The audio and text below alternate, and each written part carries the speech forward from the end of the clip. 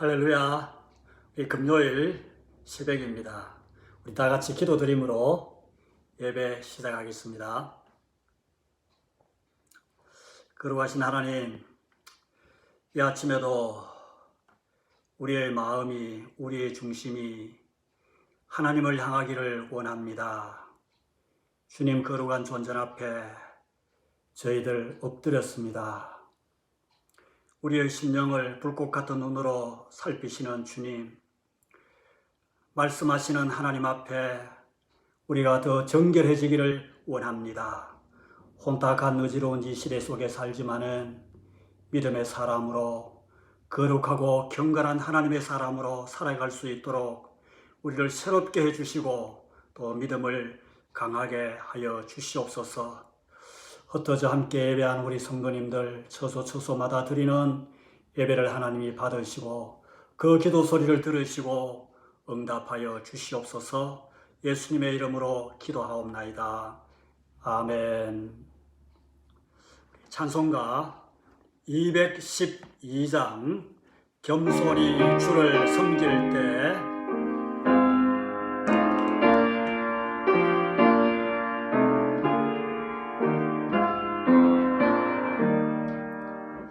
겸손히 주를 섬길 때 괴로운 힘이 많아나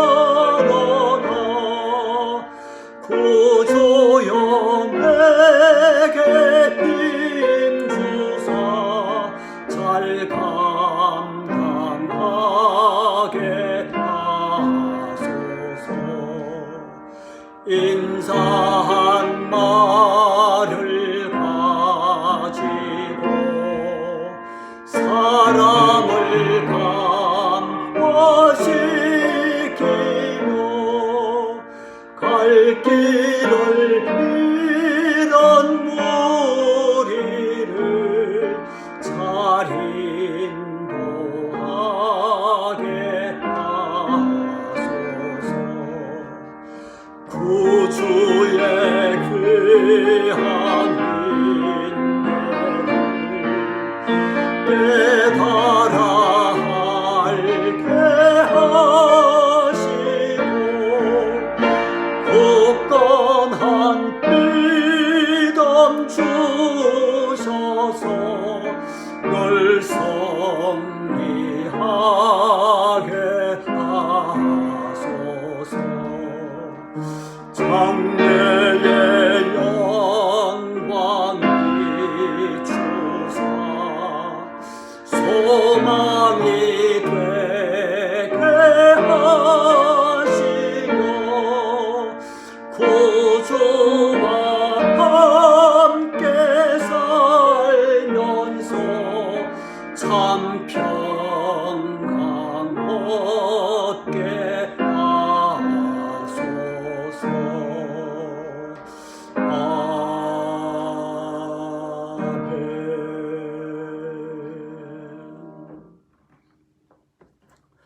하나님의 말씀 시편 12편 말씀입니다. 구약성경 810쪽입니다. 시편 12편 우리 1절로 끝절 8절까지 말씀 다 같이 봉독하겠습니다. 여호와여 도우소서. 경건한 자가 끊어지며 충실한 자들이 인생 중에 없어지나이다. 그들이 이웃에게 각기 거짓을 말하며 아첨하는 입술과 두 마음으로 말하는도다. 여호와께서 모든 아첨하는 입술과 자랑하는 혀를 끊으시리니 그들이 말하기를 우리의 혀가 이기리라. 우리 입술은 우리 것이니 우리를 주관할 자 누구리요 하미로다. 여호와의 말씀에 가련한 자들의 눌림과 궁핍한 자들의 탄식으로 말미암아 내가 이제 일어나 그를 그가 원하는 안전한 지대에 두리라 하시도다. 여호와의 말씀은 순결하며 흙 도가니에 7번 단련한 은 같도다. 여호와여 그들을 지키사 이 세대로부터 영원까지 보존하시리이다. 비열함이 인생 중에 높임을 받는 때에 악인들이 곳곳에서 날뛰는도다. 아멘.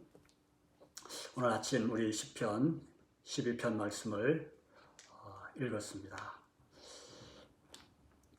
표제어에 그렇게 붙어 있듯이 다윗의 시입니다. 인도자를 따라 여덟째 줄에 맞춘 노래, 여덟째 줄에 맞춘 노래.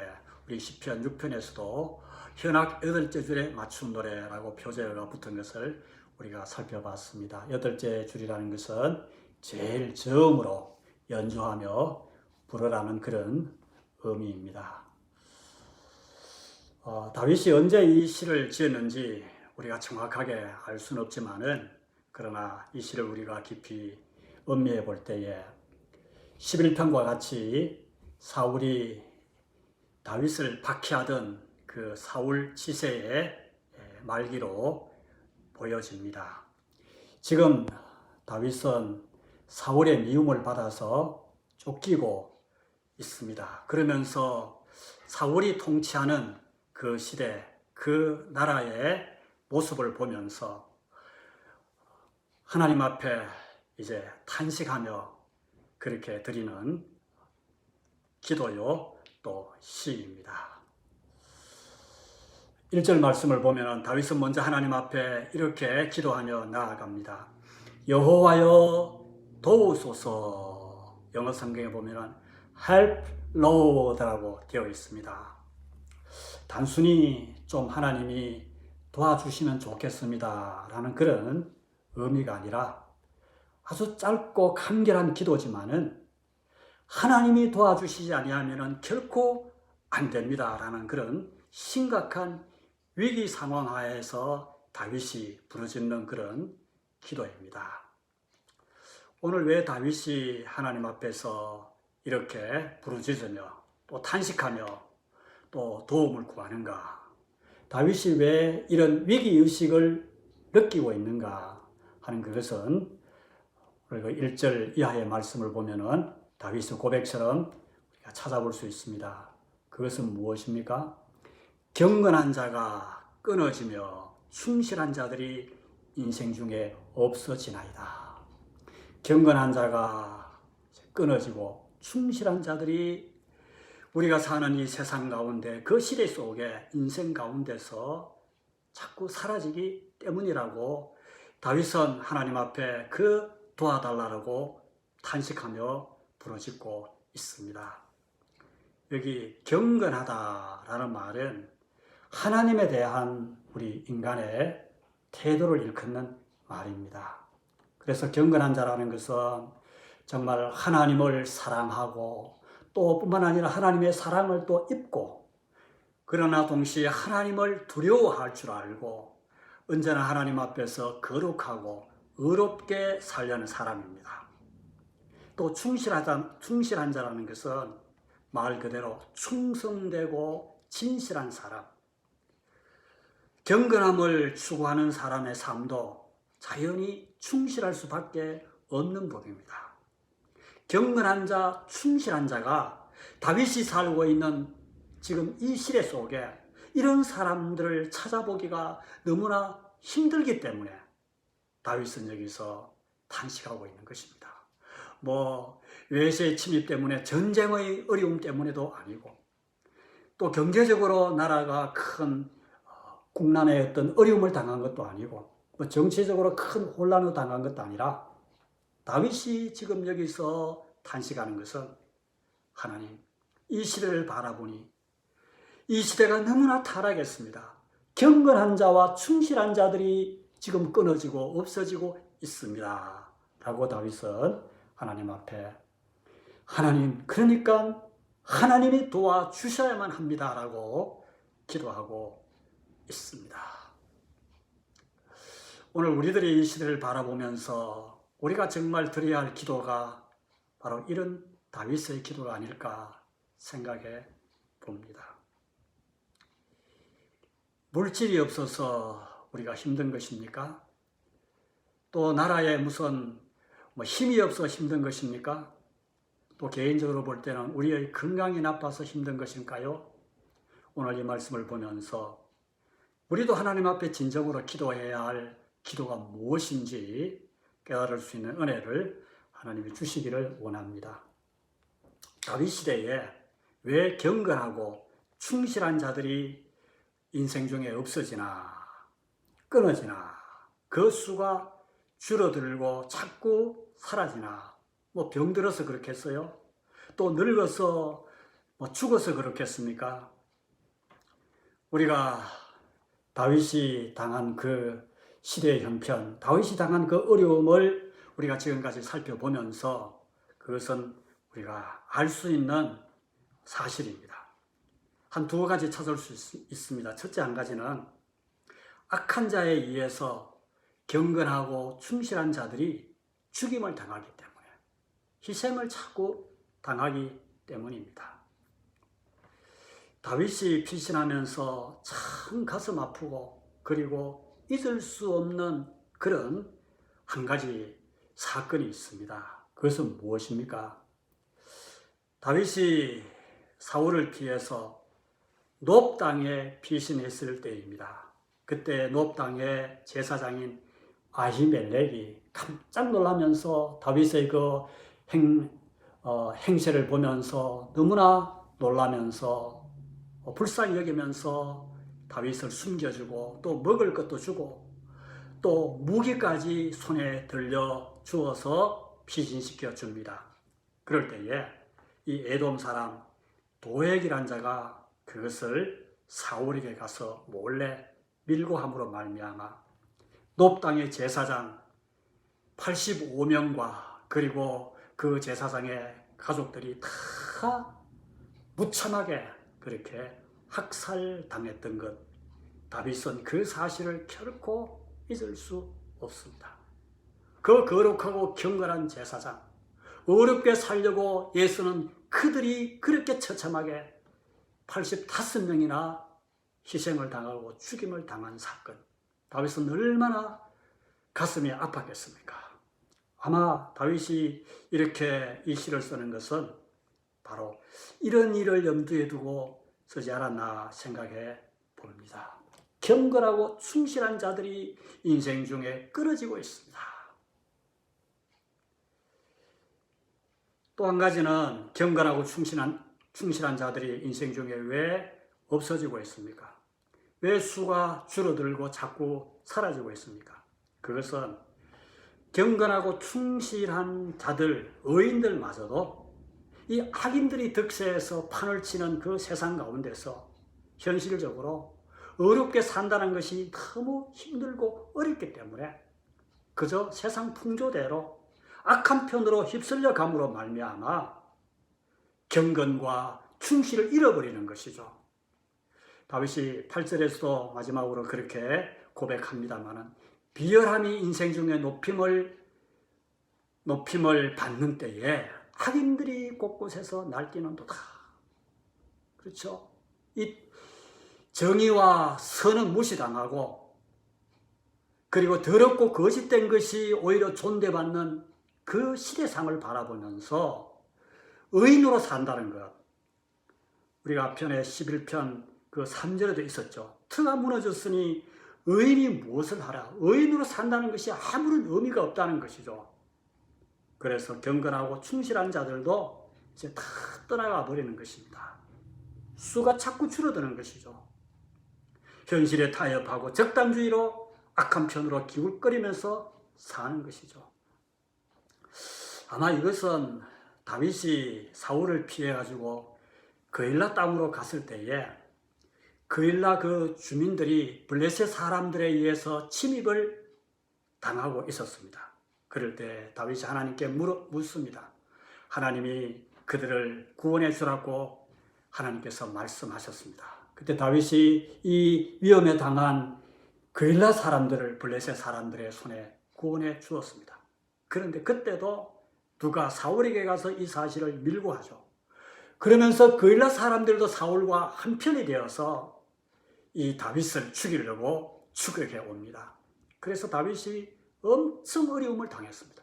도와주었는데도 도움을 입은 그 사람들이 사울 편으로 기울어져서 다윗 일행들을 죽이려고 할 때에 다윗이 얼마나 힘들어서 도망쳤는지 알 수 없는 것이죠.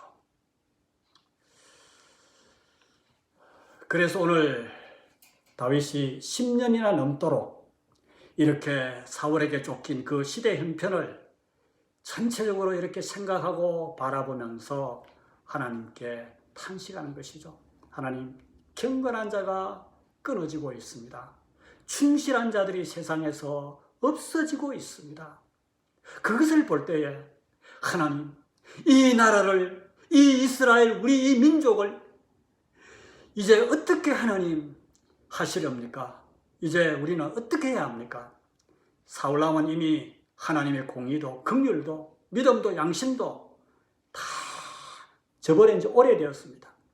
그에게 붙은 그 밑에 신하들도 이제 경건이라고는 충실이라고는 도무지 찾아볼 수는 없습니다. 그리고 하나님 구원해 주시옵소서. 하나님 살려 주시옵소서. 여호와여 도와주시옵소서. 하나님 이 땅을 고쳐 주시옵소서. 라고 다윗은 예절하게 하나님 앞에 기도하고 있는 것입니다. 계속되는 다윗의 기도가 무엇입니까? 2절에서 4절 말씀 보면은 다윗은 이렇게 하나님께 기도하면서 다윗의 그 눈에 비친 그들의 악한 모습이 보이는 것입니다. 아니 도대체 세상이 왜 이렇게 악하게 되었나 그렇게 곰곰이 생각하면서 다윗이 깨달은 것이 있습니다. 그것은 무엇입니까? 그들은 행동보다는 그들의 말이라는 것이라고 하나님께 지금 말씀드리고 있습니다. 그래서 1절에서 4절까지는 그들의 거짓된 악한 말을 다윗이 여기서 이야기하고 있습니다. 그리고 그 이하의 5절에서 8절까지는 그와 대조적으로 하나님의 말씀, 순결한 말씀을 다윗은 여기서 이야기하고 있죠. 그렇습니다. 세상의 타락, 우리 인간 사람의 타락은 행동하기 전에 먼저 그의 말에서 언제나 드러나고 나타나는 법입니다. 2절 말씀을 보십시오. 그들이 이웃에게 각기 거짓을 말하며 아첨하는 입술과 두 마음으로 말하는도다. 이웃에게 각기 거짓을 말하고 아첨하는 입술과 두 마음으로 말하는도다. 여기 말하며 말하는도다. 이거는 그저 뭐 한 번, 두 번 어쩌다가 그렇게 말하는 것이 아니라 그것이 이제는 거짓을 말하고 아첨하고 두 마음을 품고 말하는 이것이 이미 몸에 배었다는 겁니다. 습관화되었다는 겁니다. 이 악인들이 하나님의 백성들을 압제하는 도구는 바로 이 말로서 압제하고 있다는 것을 다윗은 여기서 깨닫고 있습니다. 사람들이 이웃에게 거짓말을 합니다라는 겁니다. 거짓말입니다. 여기 아첨합니다. 이 아첨도 사실은 거짓말이죠. 어쩌면 거짓말보다도 한 단계 더 높은 그런 거짓말입니다. 아첨이라는 말은 이 기름을 쳐서 아주 매끄럽다라는 그런 의미가 있습니다. 그래서 상대방의 그 환심을 사기 위해서 그를 높이고 자랑하는 것이죠. 그의 장점을 이제 과장해서 이렇게 꾸며서 말하는 것입니다. 말로서 그에게 잘 보이려고 아부하는 것이죠. 그리고 자랑합니다. 3절에 보면은 자랑하는 혀라고 했습니다. 자기를 잘 보이기 위해서 자기 장점을 확대해서 하는 거짓말, 그것이 자랑 아닙니까? 아첨과 자랑 다 위선입니다. 두 마음으로 하는 거짓말입니다. 아첨은 거짓으로 상대방을 자랑하는 것이고 또 자랑은 거짓으로 내 자신을 높이고 자랑하는 것입니다. 두 마음으로 말하고 있습니다. 사람들이 다 거짓을 말하고 있습니다. 라고 다윗은 여기서 깨닫고 하나님 앞에 그들의 말을 잃었습니다. 라고 고하고 있습니다. 악한 사람들의 행동은 그 행동은 눈에 드러나기 때문에 우리는 금방 알아차리고 쉽게 속지는 않지만은 다윗 때나 지금이나 거짓말에 우리가 얼마나 쏘가 넘어갑니까? 그 시대나 지금이나 이 거짓말이 얼마나 판을 치고 횡행하는 시대 속에 우리가 살고 있습니까? 거짓말에 속아서 손해보고 또 힘들어하고 또 상처받고 우리 심령이 그렇게 고통받고 있는 때가 얼마나 많이 있었고 지금도 그런 일을 당해서 고통받고 있는 사람들이 우리 주변에도 얼마나 많이 있습니까? 예수 잘 믿는다고 그 사람 말을 덜컥 믿었다가 낭패당한 적이 우리도 다 있지 않아요? 특히 요즘과 같은 때에는 사람들이 이 거짓으로 얼마나 전화하고 또 스팸 메일을 보내고 해서 이렇게 사람을 속이는지 알 수 없습니다. 여러분 정신을 차려야 합니다. 속지 않도록 하나님께 지혜를 구해야 됩니다. 사실 얼마 전에 저희 집 사람이 잘못된 전화를 사실인 줄 알고 그렇게 받아가지고 좀 어려움을 한번 겪은 적이 있었습니다. 그로 인해 가지고 그 일을 뒷수습하느라고 상당히 힘든 적이 있었습니다. 공교하게 속여서 이렇게 힘들게 하는 거예요. 말이라는 것이 하나님이 우리 사람에게만 주신 참으로 귀한 선물과 축복이지 않습니까? 다른 피조물들은 말이 없습니다. 언어가 없습니다. 그래서 우리의 속과 마음과 생각을 서로 이웃에게 또 더 나아가서 우리를 창조하신 하나님에게 잘 표현하라고 그렇게 주신 가장 귀한 축복이요 선물이 말입니다. 사람과 사람 사이를 서로 교감해주는 다리입니다. 그러므로 말이 거짓되면 인간관계도 또 하나님과의 관계도 다 무너지고 파괴되는 것이죠. 특별히 아첨하는 말, 자랑하는 말, 두 마음으로 하는 말, 이것은 결코 있어서는 안 되는 것이죠. 하나님과 우리의 관계도 그렇습니다. 우리는 기도로 하나님께 말하는 것이죠. 우리의 마음을 하나님께 말씀드리는 것이죠. 또 찬송으로 하나님을 노래하고 하나님의 그 아름다움을, 그 영화로움을 우리가 말하고 표현하는 것 아니겠습니까? 곡조로 지어서 또 우리의 음성으로 목소리로 나타내는 것이죠. 하나님도 또 우리에게 언제나 말씀하시는 하나님이십니다. 그럴 때에 우리는 하나님과 우리 사이가 서로 인격적으로 교제하고 우리도 하나님을 알아가고 하나님도 우리를 깊이 더 나타내 보여주시고 알아주시는 것이죠. 말이라는 것이 얼마나 귀하고 중요한 하나님의 선물입니까? 다윗이 오늘 이렇게 시를 지어서 참 하나님의 영감을 받아서 이렇게 기록하고 또 남기고 또 이것을 또 악기로 연주하고 노래 부르는 것은 우리에게 귀한 교훈을 주기 위함입니다.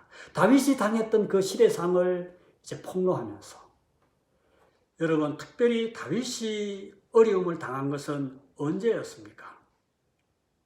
그저 그냥 쫓겨가지고 뭐 도망가고 피했을 때입니까? 아닙니다. 어려움을 당하고 힘들었을 때는 언제나 다윗 주변에 있었던 그런 사람들이 사울에게 밀고 하거나 또 그들이 또 변질되어 가지고 경건했거나 충실스러운 사람들이었는데 그들이 그것을 잃어버리고 변질되어서 다윗에게 저주의 말을 하고 반대되는 입장에 처했을 때에 다윗은 참으로 힘들었던 것입니다. 에돔 사람 도에게 그랬죠. 또 밀고 하는 그 그엘라 주민들이 그랬죠. 또 다윗의 모사 아히도벨도 그랬죠. 다윗의 아들 압살롬도 역시 그러하지 않았습니까? 그랬습니다. 참으로 다윗은 말로서 어려움을 많이 당했던 사람입니다. 또 시므이라는 사람은 저주하면서 다윗을 욕했을 때 다윗의 마음이 얼마나 힘들었습니까? 오늘 우리에게도 언제나 이런 가만히 우리의 모습을 살펴보면은, 내 말을 잘 살펴보면은 오늘 우리에게도 거짓말하는 기질이 있습니다. 뭐 남을 크게 속이기 위해서 하는 그런 거짓말은 아니다 하더라도 우리도 두 마음으로 하는 이런 아첨하는 말, 자랑하는 말, 나도 모르는 사이에 우리가 하는 이런 언어의 습관이 우리 속에 정말 있습니다. 스펄전 목사님은 이렇게 말씀하셨습니다. 거짓말하는 사람들 틈에 사는 것보다 차라리 사자들 가운데 사는 것이 낫다 했습니다. 무슨 말입니까? 거짓말하느니 차라리 죽겠다는 것이죠. 거짓말이 그처럼 나 자신도 황폐시킬 뿐만 아니라 상대편의 영혼을, 상대편의 그 처지를 힘들게 하고, 그리고 그들이 사는, 우리가 사는 이 공동체 전체를 부패하고 오염시키는 그런 엄청난 결과를 가져오기 때문입니다. 오늘 4절에서 사람들이 왜 이렇게 거짓말을 하고 있다고 다윗은 말하고 있습니까? 다윗이 이렇게 말합니다. 그들이 말하기를 우리의 혀가 이기리라. 우리 입술은 우리 것이니 우리를 주관할 자 누구리요 함이로다. 참 교만한 처사이죠. 무슨 말입니까? 내 입 가지고 내 혀 가지고 내가 말하는데 누가 말할 참견하느냐는 것이죠. 누가 상관하느냐는 것이죠. 내 인생 내가 주인이 돼서 내가 사는데 교만의 극치입니다. 한마디로 하나님의 존재가 그들에게는 없는 것입니다. 하나님에 대한 경외심과 두려움은 그들의 말 속에서 찾아볼 수 없습니다. 그래서 교만이라는 것은 먼저 말 속에서 나타나는 것입니다. 우리의 혀가 이기리라. 우리 입술은 우리 것이니 우리를 주관할 자 누구리요 하는 것입니다. 세상 사람들 많이겠습니까? 우리 믿음의 사람들조차도 이런 의식을 가지고 말하는 사람 참 많습니다. 무서운 일입니다. 그렇게 말하고도 양심의 가책도 그리고 뉘우침도 없습니다. 왜? 우리의 혀가 이기리라. 내 혀가 이긴다는 것이죠. 내 입술은 내 것이니 누가 나를 다스릴 자가 있겠느냐 하는 것이죠. 이런 자들의 혀를 하나님이 끊어서야 한다고 다윗이 지금 통분하면서 3절에 말하지 않습니까? 여호와께서 모든 아첨하는 입술과 자랑하는 혀를 끊으시리니, 하나님 이렇게 말하고 이렇게 주관하는 그들의 혀와 입술을 하나님께서 끊어버리십시오. 그들의 혀를 하나님이 끊으십시오. 다윗이 얼마나 참 통분해서 이렇게 하나님 앞에 기도하고 있겠습니까? 우리는 심판의 날에 내가 한 모든 행위, 행동, 일뿐만이 아니라 내가 한 이 땅에 살면서 한 모든 말에 대해서도 하나님 앞에 우리가 직고해야 될 때가 있다고 성경은 말하고 있습니다. 직고라는 것은 무엇입니까? 하나님이 들추어내지 않으셔도 우리가 스스로 하나님 심판대 앞에서는 한마디도 남김없이 우리가 자백해야 될 때가 있다라고 하나님은 말씀하고 있습니다. 우리가 그것을 기억해야 합니다. 우리의 혀, 입술이 하나님의 심판을 받게 됨을 우리는 꼭 기억해야 됩니다. 오늘 하나님 말이 지난 시절에 했던 그 말이 우리는 언제나 하나님 앞에 다 고해야 됨을 잊지 말아야 합니다. 두렵고 떨림으로 우리가 말하고 행동해야 하는 것이죠. 저는 이런 생각을 하면서 자칫하면은 혀 없이 우리가 천국에서 혀가 다 잘려가지고 살지 않을까 그런 생각을 해봤습니다. 하나님의 심판대 앞에서 우리 혀를 하나님이 잘라버리시면 어떻게 하시겠습니까? 그 사회가 깨끗하고 정의로운 올바른 사회인가 아닌가 하는 것을 판단하는 기준이 무엇입니까? 그것은 언론입니다. 언론은 그 시대 그 사회에 그 시대에 살고 있는 사람들의 입과 그리고 말입니다. 언론이 부패하면은 그 사회도 썩고 이미 부패한 사회이죠. 오늘 우리 그리스도인, 우리 하나님을 믿는 우리 믿음의 사람들, 경건하게 살아야 하고 충실하게 살아야 하는 우리는 이 땅의 언론과도 같습니다. 우리가 부패하고 우리의 말이 거짓되면은 이 시대는 벌써 부패하고 타락한 것이죠. 예수 믿지 않는 사람들, 하나님을 모르는 사람들을 우리가 말하는 것 아닙니다.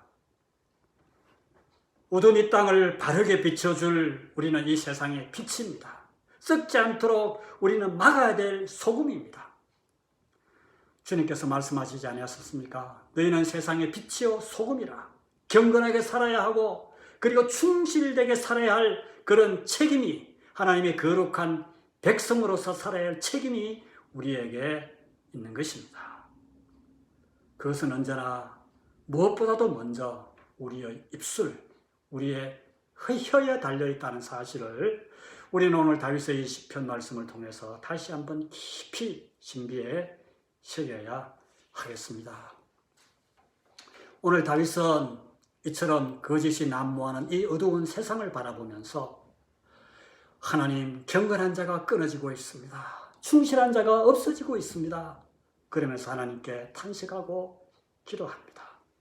오늘 우리도 이 시대상을 바라보면서, 아니 우리 자신의 어느 생활을 바라보면서 오늘 우리도 하나님 앞에 다시 한번 탄식하고 기도해야 하겠습니다. 3000년 전 다윗이 살았던 그 시대나 오늘 우리가 살고 있는 이 시대나 뭐가 다르겠습니까? 하나님을 모르는 세상 사람들은 그렇다 치더라도 가장 경건해야 되고 충실해야 되고 가장 신뢰받아야 할 우리 믿음의 사람, 우리 그리스도인들이 가장 못 믿을 사람으로 그렇게 전락한 시대 아닙니까? 목사에게 쏟고 장로에게 쏟고 또 그렇게 믿음 좋다던 사람에게 쏟은 사람이 얼마나 많습니까? 오늘 2절 말씀 보십시오. 그들이 이웃에게 각기 거짓을 말한다. 이웃은 누굽니까? 총체적으로 부패하고 타락한 이 시대입니다.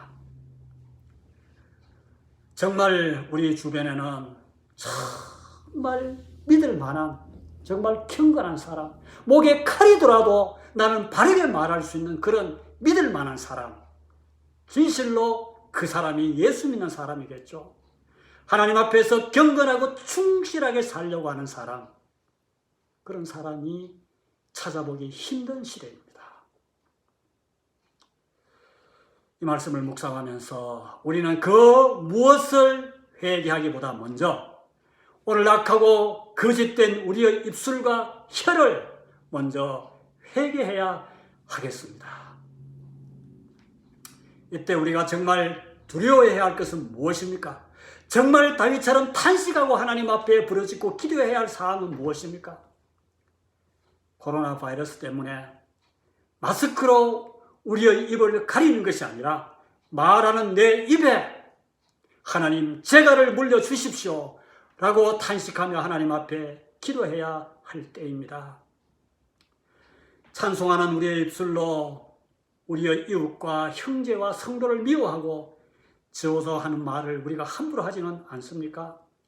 마음으로는 무시하고 정죄하면서도 겉으로는 그렇지 않은 것처럼 입에 발린 그런 거짓뿌리로 우리는 말하며 살지는 않습니까? 남을 이간하고 아첨하면서 내 자랑은 하고 있지는 않습니까?